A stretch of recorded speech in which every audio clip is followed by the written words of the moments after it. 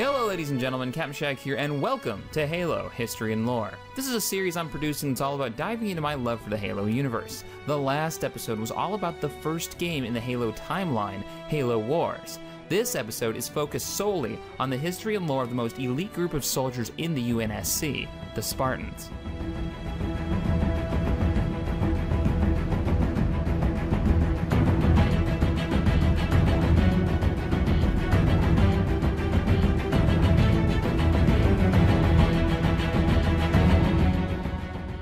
The first incarnation of what would eventually turn out to be the Spartans, as we know them, was the Orion Project.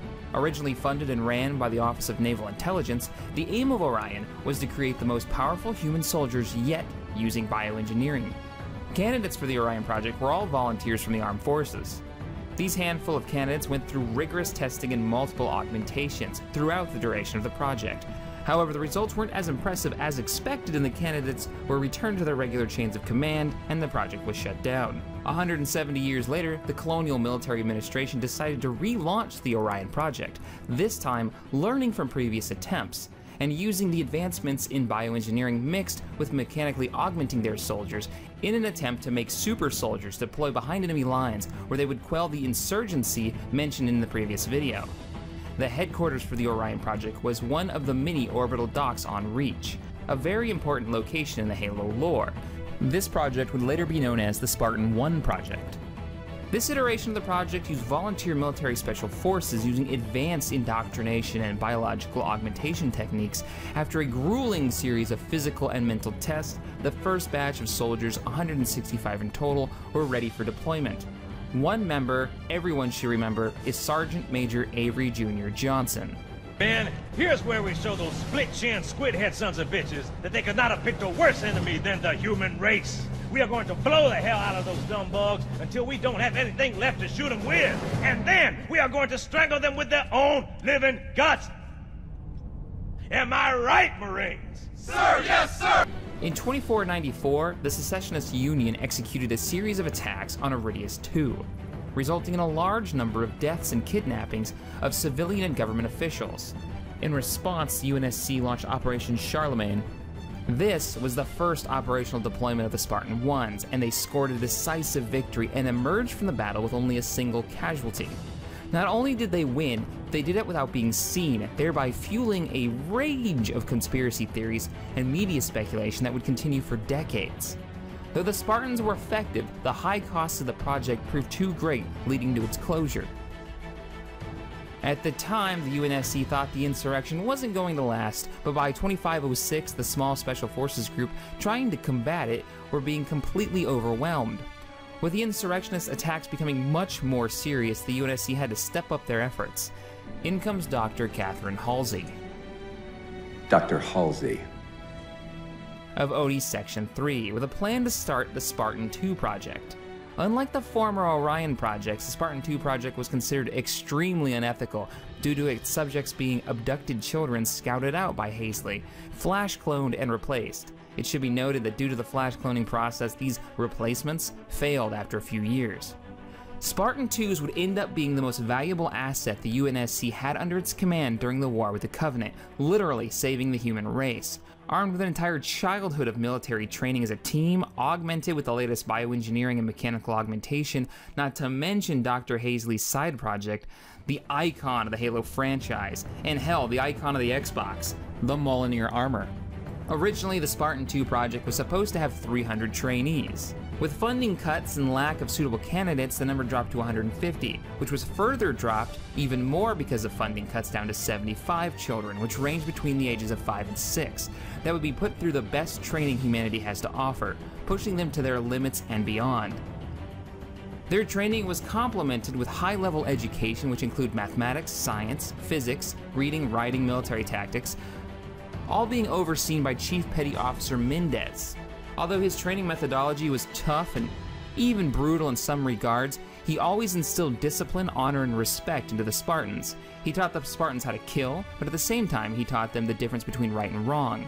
Mendez trained the Spartans until 25, when at the age of 14 they would go through the toughest part of their training, the biological augmentation procedure, which would kill 30 of the 75 conscripted children and cripple another 12.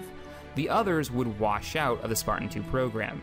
Subsequently, some of those which did not successfully pass the augmentation section went on to join the Office of Naval Intelligence, while others were given an honorable or medical discharge. Aside from the 33 which survived the procedure with no physical deformalities, the bodies of those candidates who died were placed in cryosuspension in the hope they could be resuscitated someday.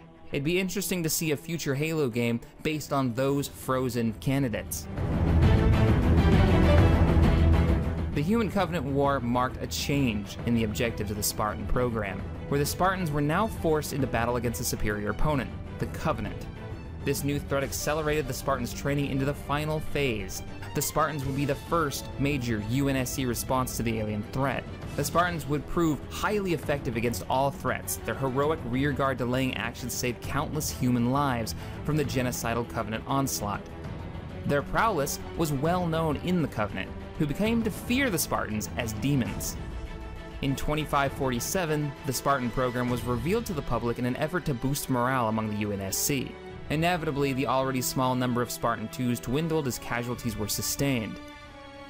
As the exploits of the Spartans were a major propaganda boom for the UNSC, Section 2 of the Office of Naval Intelligence issued Directive 930, which states that Spartans killed or wounded will be listed as missing in action or wounded in action, thus maintaining the illusion that Spartans are invincible. In late 2552, all except for a few remaining active Spartans rendezvoused at Reach to receive their new orders for Operation Red Flag, an operation that Hykon hoped would end the war. The plan was they would commandeer a Covenant vessel, locate the Covenant homeworld, and return with the captured Covenant leadership to force a ceasefire.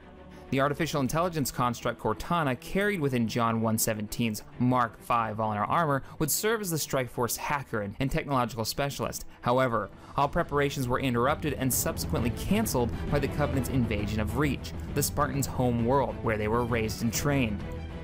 In the ensuing disaster, most of the Spartan 2s were killed, while some took shelter in Oni's castle base. 2 escaped aboard the UNSC Pillar of Autumn, one of whom was placed in cryostasis aboard the ship after sustaining life-threatening injuries during the Battle of Gamma Station.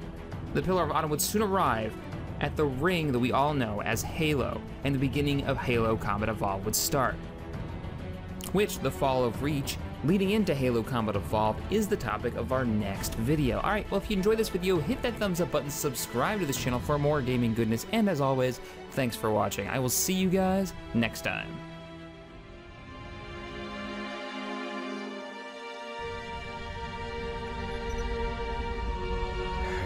We made a blind jump. How did they... Get here first? The Covenant ships have always been faster.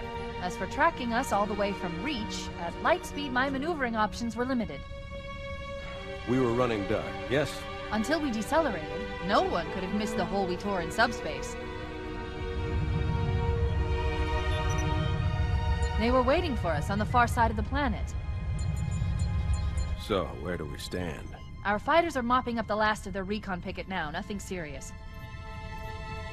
But I've isolated approach signatures for multiple CCS-class battle groups. Make it 3 capital ships per group.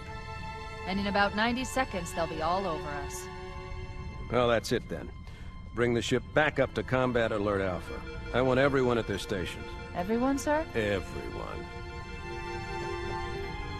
And Cortana. Hmm? Let's give our old friends a warm welcome. I've already begun.